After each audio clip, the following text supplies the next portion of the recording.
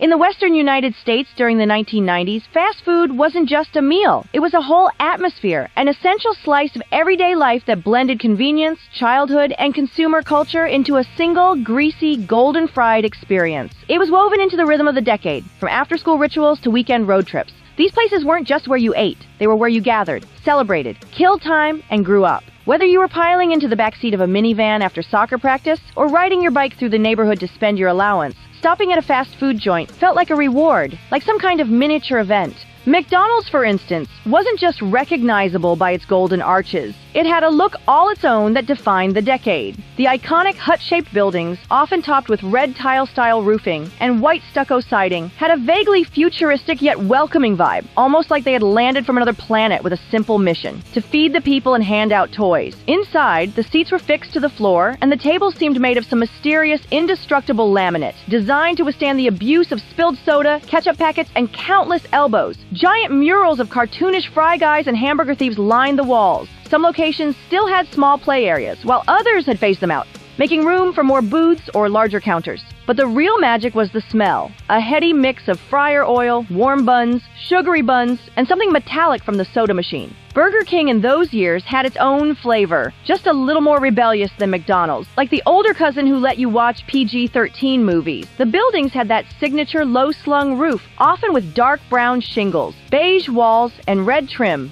These weren't sleek places. They were designed for volume, with sprawling interiors that could hold noisy families, loitering teens, and the occasional solo diner scribbling in a notebook. Many still had designated play zones, complete with rope bridges, plastic tunnels, and the classic ball pit, which had a faint smell of disinfectant and childhood chaos. And yes, there was table service, at least for a brief time, when BK tried to stand out from the pack.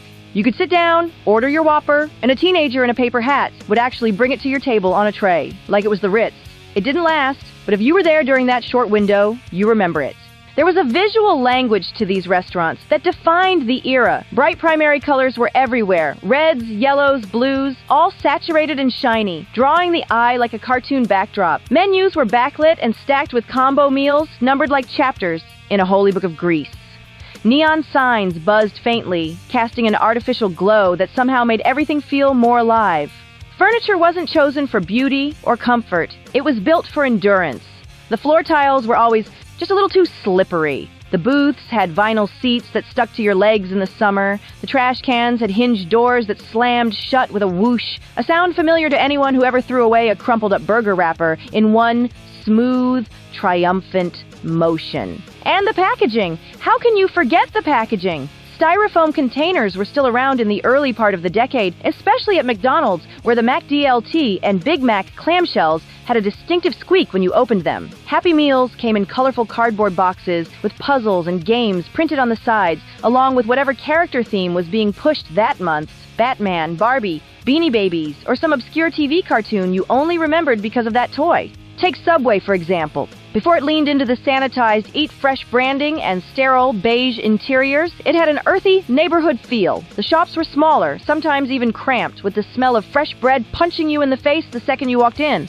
The counters were simpler. The staff, often local teens with visors and casual attitudes, and the whole process felt more like ordering from a familiar corner deli than a franchised machine. Most people who grew up in that era remember the U-gouge cut, where the top of the bread was sliced out in a crescent, then stuffed with meat, cheese, lettuce, tomatoes, olives, peppers, and whatever else you could imagine. It wasn't just more efficient, it had personality. The sandwiches felt compact, layered and handcrafted, not just folded together and wrapped like an afterthought. And then there was the seafood and crab sub, a mayonnaise-heavy imitation crab blend that sounds suspect today, but was beloved. You didn't even need to explain what you wanted. Just saying seafood and crab was enough. It's the kind of thing people still sigh about when they talk food memories. Odd, specific, and somehow unforgettable. Pizza Hut during the 1990s felt less like fast food and more like a destination. You sat down, you got menus. The red plastic cups were almost iconic in their own right, always filled with ice and Pepsi, always sweating condensation. The booths were plush and high-backed, giving each table a sense of privacy. Checkerboard tablecloths and stained glass-style lamps over every table gave the place a dated charm, like your grandma's kitchen met a pizzeria. Lighting was low, warm, just this side of romantic if you were 12 and had your first slice on a Little League victory night. The personal pan pizza came in a real pan, blackened on the bottom from years of service, and was delivered sizzling hot with an edge of crust that crackled under the weight of mozzarella and just enough grease to make it irresistible. Taco Bell had an entirely different architectural vibe, a strange love letter to colonial Spanish architecture. Every location had stucco walls, clay tile roofs, and some variant of a giant bell out front. The exteriors made it look more like a roadside mission or a themed gift shop than a fast food joint. Inside, things got wild. Bright pastel colors, geometric floor tiles, abstract squiggle patterns on booths, and fonts that looked like they were pulled from a 1992 Trapper Keeper. The menu felt like it was written by someone who had lost a bet and decided to make it work anyway. Chilitos, Mexi Melts, the double-decker taco. It was bold, and for kids, borderline thrilling. Wendy's had a specific warmth. The walls were often painted a golden yellow, which glowed under the soft light fixtures. Dave Thomas's smiling face peered out from framed photos or cardboard cutouts, somehow making it feel more honest. They offered things that felt surprisingly ambitious, like baked potatoes with cheese or chili poured right over. And yes, in some spots they even offered fried chicken. Real fried chicken, not just nuggets or tenders. It wasn't trendy, but it was hearty, dependable. You could sit there with your red tray and enjoy a Frosty while watching people drop coins into the miniature charity house on the counter. It all felt local, even when it wasn't. And then there were the computers. Yes, actual desktop computers, plopped into Burger King dining rooms like some futuristic fever dream. These popped up especially in places like Southern California and Arizona, tech-forward states where the internet felt new, electric, full of promise. The stations were clunky, with dial-up speed and keys that always felt a little sticky. You'd wolf down your Whopper with greasy fingers while trying to click through Oregon Trail or log in to check your Angel Fire site. Nobody cared about hygiene. They cared that you could play games or surf the web with a Coke in hand. It felt impossibly cool at the time. Parents sat nearby reading newspapers. Kids hovered behind one another waiting for a turn. That kind of weird corporate experiment wouldn't fly now, but back then it was bleeding edge fun. And the strange thing was, it worked. It added to the mystique. Jack in the Box, meanwhile, was the comeback king. After the E. coli outbreak in '93 nearly tanked their reputation, they pivoted hard and fast. They leaned into edgy branding, late-night menus, and absurd humor. Drive-thrus were adorned with blinking speaker boxes and that strange little Jack antenna ball, and the food went from forgettable to crave-worthy. Their tacos, greasy, folded, deep-fried things that made no logical sense, became cult classics. The whole experience felt slightly unhinged, and that was the point. It was fast food with a wink, and the West embraced it. Boston Market wasn't just a lunch option. It felt like a holiday dinner in a plastic tray. People still joke that it slapped, but it truly delivered something different. Rotisserie chicken, sweet corn, mashed potatoes, cornbread with real butter. It was the kind of meal your mom picked up when she didn't have time to cook, and nobody complained. You felt like you were eating something meaningful, even if it came in a brown paper bag. By the 1990s, In-N-Out Burger had already cemented its reputation as a California icon, an unpretentious haven of burgers, fries, and shakes that inspired road trips and drive-thru devotion. For much of the West Coast, especially California, Nevada, and the soon-to-be converted corners of Arizona, In-N-Out wasn't just a pit stop, it was a ritual. And here's the thing, if you walked into an In-N-Out in 1993, the menu would have looked almost exactly like the one you see today. The 1990s board was a model of minimalist confidence. Hamburgers, cheeseburgers, the double-double, fries, soft drinks, and hand-scooped shakes.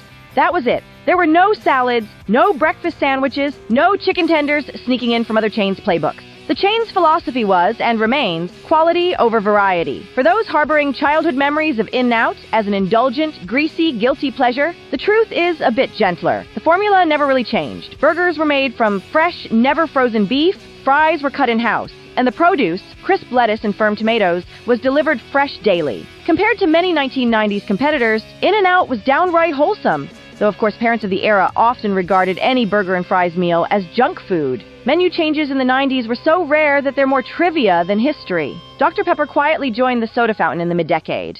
Bacon made a brief and ill-fated appearance, dismissed as too greasy for the brand's clean-cut image. And promotional stunts, like the now mythical PT Cruiser giveaway and instant win game pieces, were the kind of things that fueled employee gossip and neighborhood legends. Meanwhile, other West Coast chains like Carl's Jr. and Jack in the Box were leaning into bold experiments and eyebrow-raising ad campaigns. Carl's Jr. went char-broiled and unapologetically big, while Arby's Big Montana loomed as a half-pound ode to excess. Yet through it all, In-N-Out remained steady, almost defiantly simple, the burger joint that refused to chase trends or clutter its menu. Meanwhile, Del Taco was another quietly loyal companion to the fast food trend. Back then, a pocket full of change could buy a small feast. Regular tacos at Del Taco hovered around 29 cents, and Taco Bell wasn't far off, offering crispy shells of joy for under $1. High schoolers with crumpled bills in their backpacks and road-tripping families alike treated drive-thrus like dollar-friendly oases.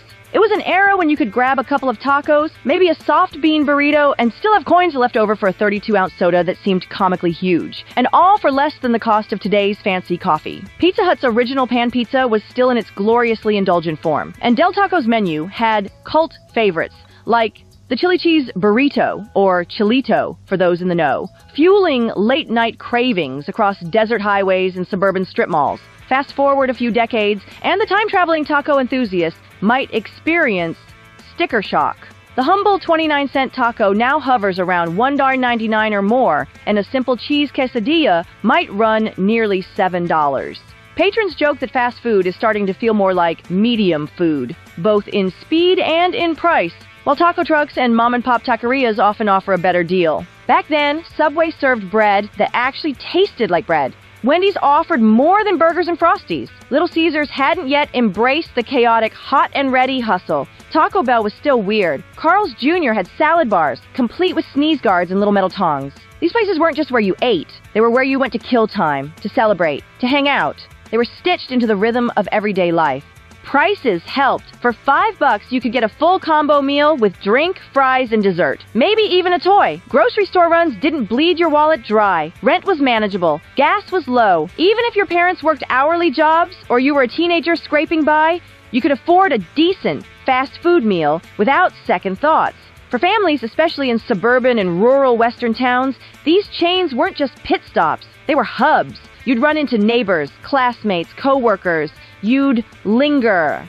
Fast food was part of the social infrastructure. Some chains pushed the concept of fast food beyond burgers and fries and into the realm of childhood mythology. Burger King, for example, wasn't just about the Whopper. It was about adventure. Their indoor playgrounds, particularly the ball pits, were mini paradises for kids. You'd tear off your Velcro shoes, dive headfirst into a sea of plastic spheres, and emerge hours later, sweaty, static-haired, and hungry. The joy was in the chaos. The structures themselves, multi-level mazes of padded platforms, plastic tunnels, and faux steering wheels, felt like they were designed by kids on a sugar high. And when the excitement wore off, you'd sit under a mural that made no logical sense. Smiling burgers with limbs, sunglasses wearing french fries, a ketchup packet with eyes. It was absurd and perfect. These murals didn't just decorate the walls.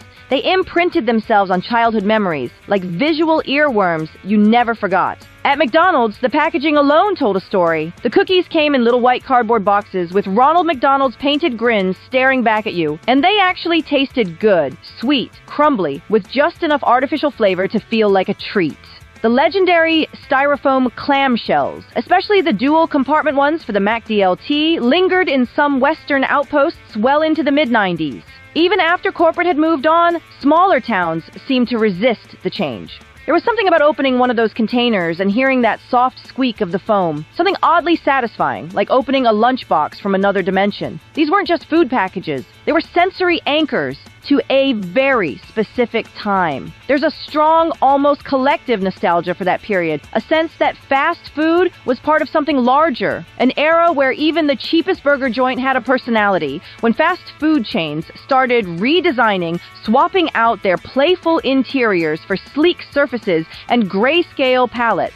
Something essential evaporated. The soul went missing. Gone were the indoor playlands, the murals, the hand-drawn menu boards. In came brushed steel, Edison bulbs, and industrial efficiency. The food may still be technically the same, but the experience isn't. Now, everything is clean, quiet, and weirdly joyless. It's designed for speed, for order apps and grab-and-go bags, not for memory making. People who lived through the 90s don't just reminisce about the taste of the fries or the price of a combo meal. They remember the smell of the PlayPlace, the sticky vinyl seats, the weird carpet patterns, the way the ice in a fountain drink would melt just right in the molded plastic lid. They remember feeling welcome to stay, to hang out, to be part of something low stakes and oddly communal. The vibe was warm and colorful, often chaotic, but never cold. Even the commercials told you that you were meant to be there, especially if you were a kid. Walking into a McDonald's in 1993 felt like entering a cartoon world where everything was scaled slightly in your favor. The seating was cushy, the booths were cozy, and the whole place buzzed with the unspoken promise of a toy at the end of your meal. At Burger King, the paper crown wasn't just a freebie, it was a badge of honor. Kids wore them out the door like they had just been knighted. Pizza Hut had actual jukeboxes in some locations, still playing Journey or Janet Jackson on scratchy CDs or tapes. And you could sit at a red and white table, sip a Coke from a heavy red tumbler, and feel like you were dining in a clubhouse built just for you. Fast food in the Western U.S. during the 90s wasn't about efficiency. It was about moments. It was where you got your first taste of independence, your first job, your first sugar rush. It was where birthdays were celebrated under fiberglass statues and weekends were planned around which location had the better playground. These chains weren't just restaurants. They were cultural landmarks, little temples of greasy joy, each with its own quirks, rituals, and sacred artifacts. And maybe that's why, to those who remember, these places aren't just missed, they're mourned. Because in a world that keeps getting faster and more forgettable, there's something powerful about a place that was always the same, always ready with a crown, a cookie, or a booth by the window. Come along, let's sing, where the joy will bring. Tune into the beat, feel the magic, it's true. Channel 199 X, we're here just for you.